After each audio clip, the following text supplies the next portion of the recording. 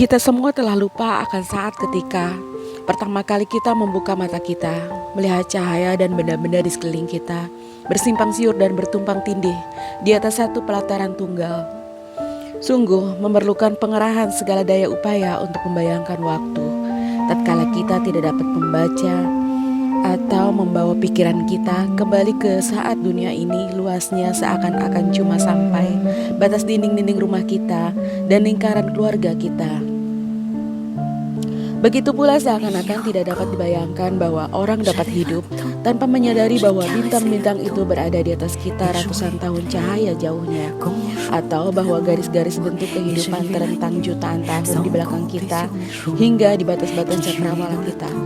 Padahal cukuplah jika kita membuka-buka halaman-halaman buku-buku yang kertasnya bahkan belum sempat menguning karena tuanya, di mana para pengarang abad ke-16 atau bahkan pada abad ke-18 berdiskusi tentang struktur dunia-dunia dan dicengangkan oleh kenyataan bahwa nenek moyang kita itu merasa betah dan nyaman berada dalam suatu ruang kubus dengan bintang-bintang memutari bumi, dan mereka telah melakukan itu selama kurang dari 6.000 tahun lamanya dalam suatu atmosfer kosmik yang akan menyesalkan diri kita sejak saat pertama dan dalam perspektif yang secara fisikal tidak mungkin kita masuki.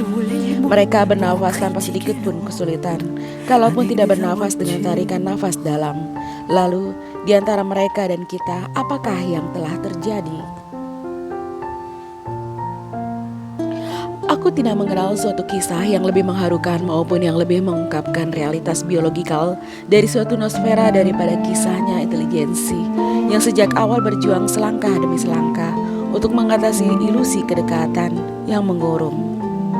Dalam perjuangan untuk menguasai dimensi-dimensi dan kelegaan alam semesta itu, maka ruang yang pertama-tama ditaklukkan dengan sendirinya karena ia lebih nyata. Sebenarnya babak pertama pergulatan di bidang ini sudah lama berselang dimenangkan oleh seorang Yunani pastinya sebelum Aristoteles yang dengan menekuk balik permukaan benda-benda yang tampaknya datar mendapatkan wawasan atau intuisi mengenai adanya antipode. Sejak itu maka bentangan langit merangkum bumi yang bulat. Namun fokus bulatan salah penempatannya. Karena penempatannya itu ia secara tidak dapat diperbaiki lagi melumpuhkan kekenyalan elastisitas sistem itu. Baru pada zaman Galileo, dengan mengingkari pandangan geosentrik purba, bentangan langit dibebaskan bagi keluasan tak terhingga yang kita kenal sejak saat itu. Bumi menjadi setitik debu perbintangan belaka yang luas tak terhingga menjadi mungkin, dan untuk mengimbanginya muncullah yang kecil tak terhingga ke dalam keberadaan.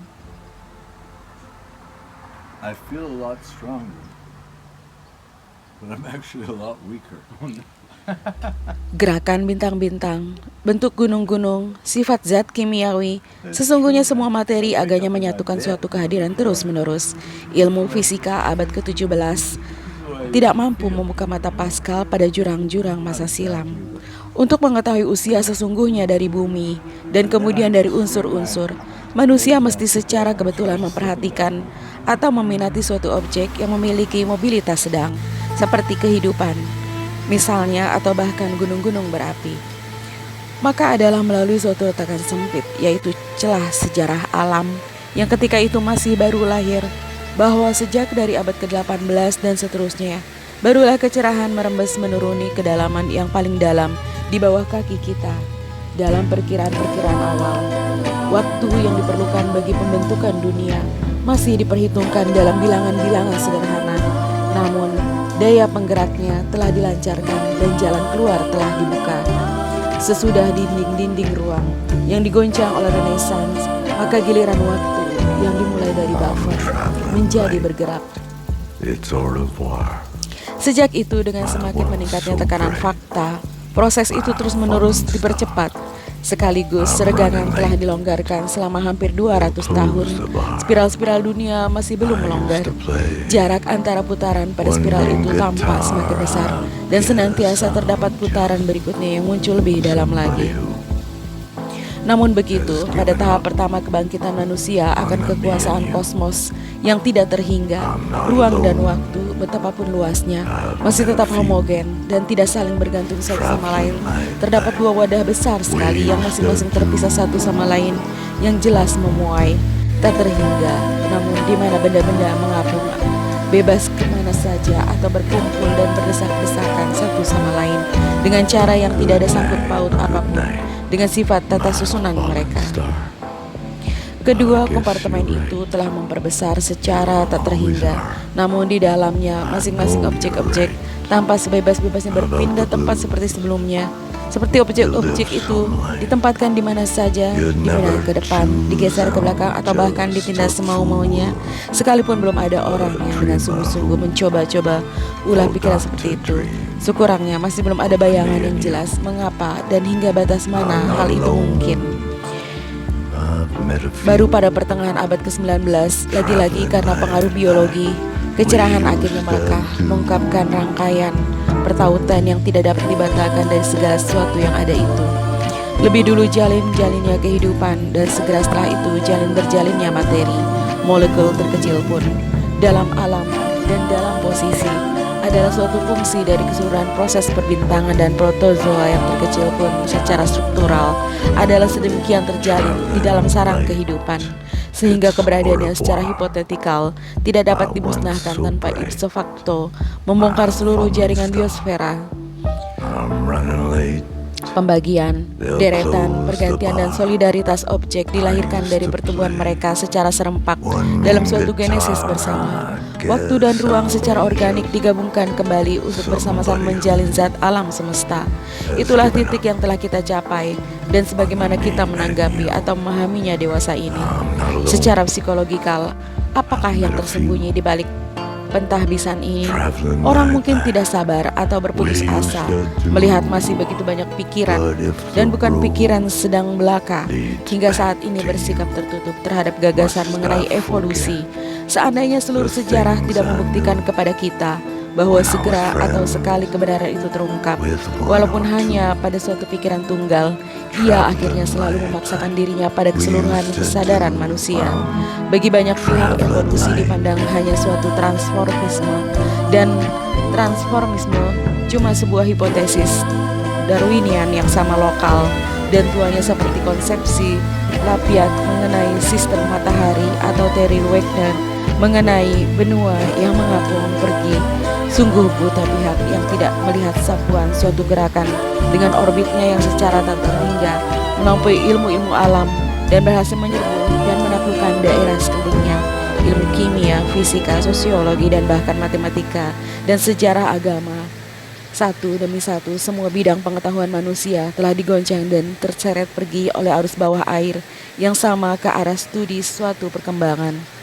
Adakah evolusi itu suatu teori, sebuah sistem, atau sebuah hipotesis? Evolusi lebih dari itu, ia merupakan suatu kondisi umum yang harus dipatuhi oleh semua teori, semua hipotesis, semua sistem, dan yang harus mereka puaskan jika mereka mau masuk di akal dan benar.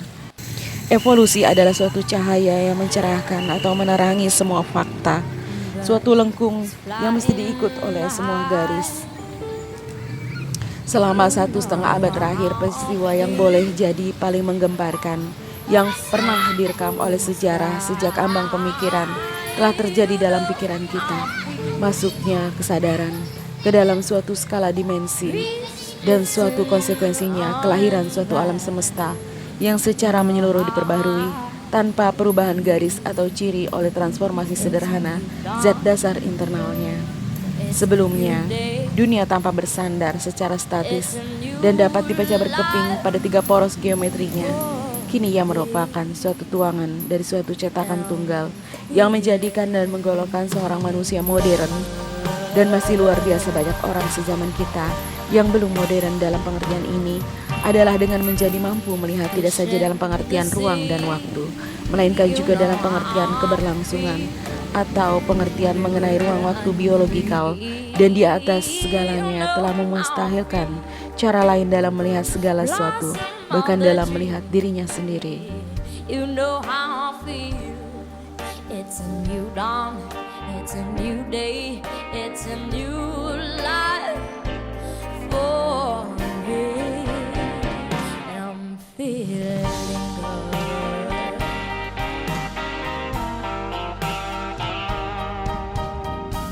dragonfly out in the sun.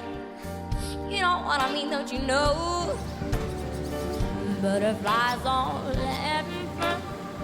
You know what I mean? Sleeping peaceful days down. That's what I mean.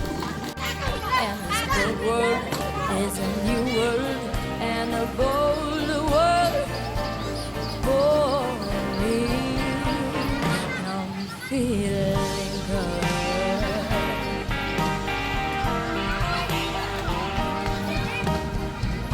Stop and you shine, you know how I feel. Center the fire, you know how I feel. Oh, freedom is mine. I know how I feel. It's a new dawn, it's a new day, it's a new life. It's a new dawn, it's a new day, it's a new life for me. And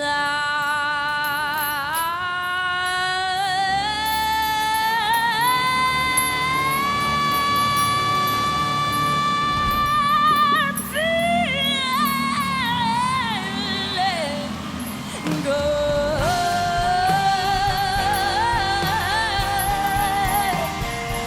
I'm feeling good.